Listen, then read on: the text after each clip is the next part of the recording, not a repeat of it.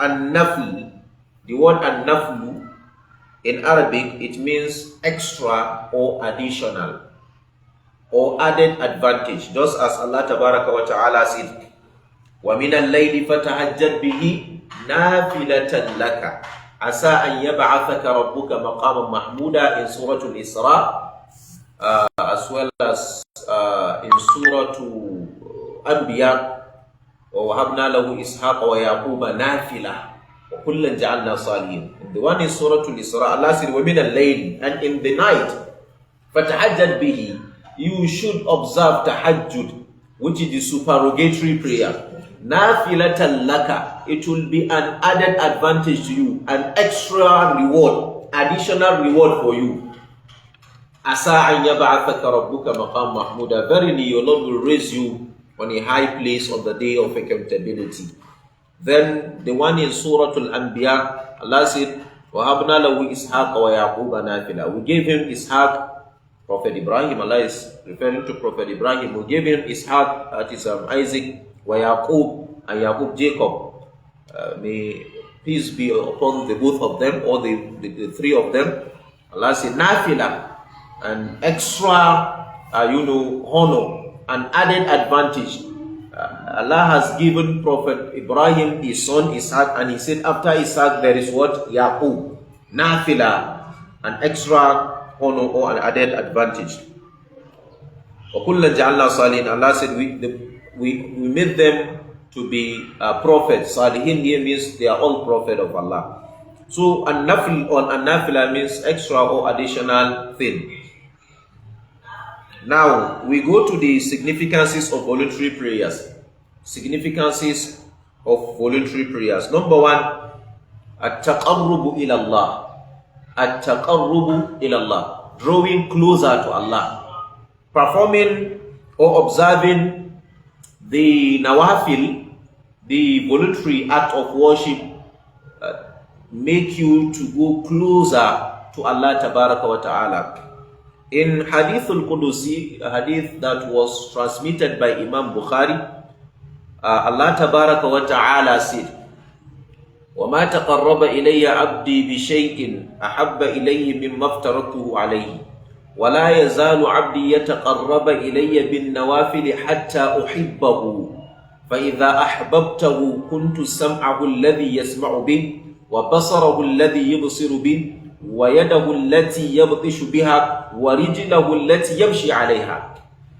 Allah Tabaraka wa Ta'ala said, وَلَا يَزَالُ عَبْدِي يَتَقَرَّبَ إِلَيَّ بِالنَّوَافِلِ. My servant continues to draw near or closer to me with voluntary prayers, hatta uhibbahu, until I love him. It means if you are observing the non-obligatory act of worship, then it will make Allah Tabaraka wa Ta'ala to love you, and it will draw you closer to Allah Tabaraka wa Ta'ala.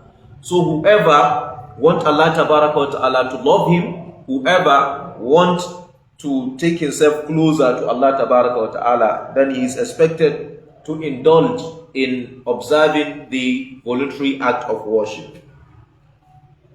The second one,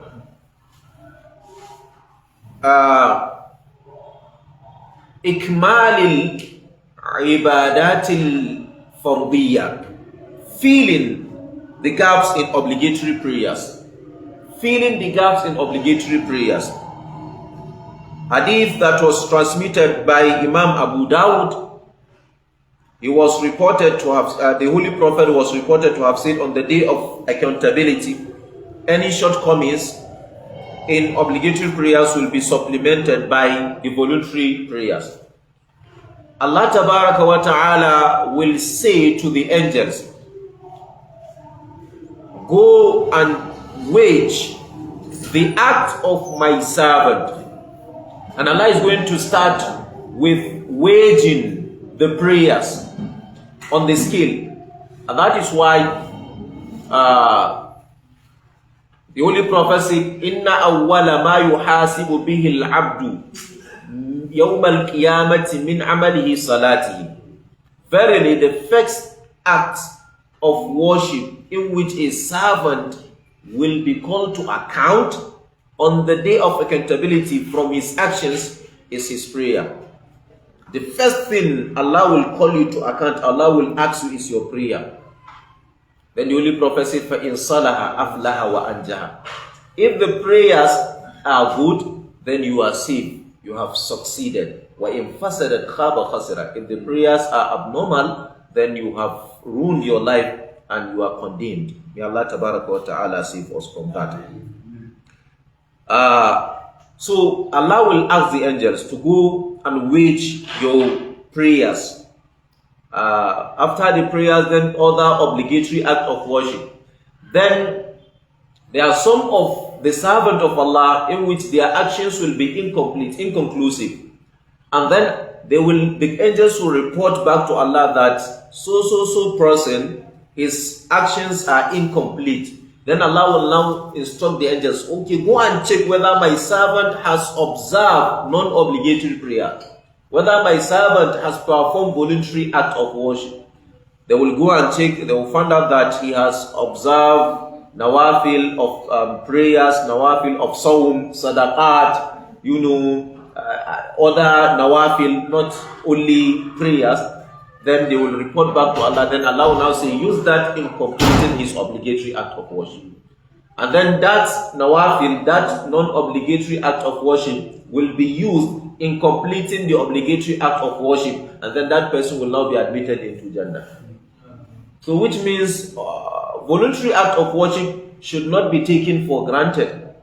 There are some people that will tell you that, after all, I am observing the obligatory act, so I don't need to stress myself in observing the voluntary act of worship. It is wrong. How do you know?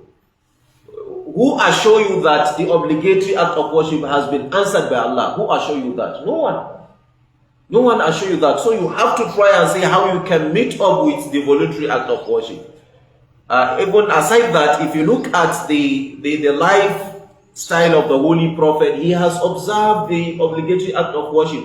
Why? Because to teach us, not because he is trying to, increase his good deed, or he's trying to save himself from hellfire. Already he knows that Allah will never take him to hellfire.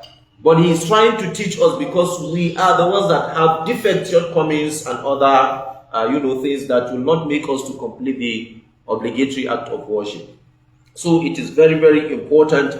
And some people even use evidence that a man came to the Holy Prophet and he said, Ya Rasulallah, ara'ayta idha sallaytu al-maktubat wa sumtu Ramadan wa ahlaltu al-halal wa harramtu al-haram wa lam azid ala dhalika shay'an adkhulu al-jannah? Qala na'am. He said, oh Allah's Messenger, I have a question. What is my position if I observe the obligatory prayers? If I observe or I fasted in the month of Ramadan, I make what is lawful or I establish the lawful matters and I discourage and forbid the unlawful matters, will I be admitted into Jannah? The Holy Prophet said yes. So now the question here is that, can you compare yourself with that companion? That is the question. You cannot compare yourself with that companion. Number two, the Holy Prophet is confirming that what is obligatory upon you is what is expected of you to start with. Before then, you add it up with the voluntary act. You cannot go and start observing the voluntary act of worship and then neglect the what? The obligatory act of worship. And that is what they call beautiful nonsense. It is beautiful because you have performed good deed, but it is nonsense because you have neglected what is obligatory upon you. So you have to start with the obligatory act. It's just like someone who is hungry. He is seriously in need of food and water. And then that person now decided to start licking sweet. You understand it? Look at what is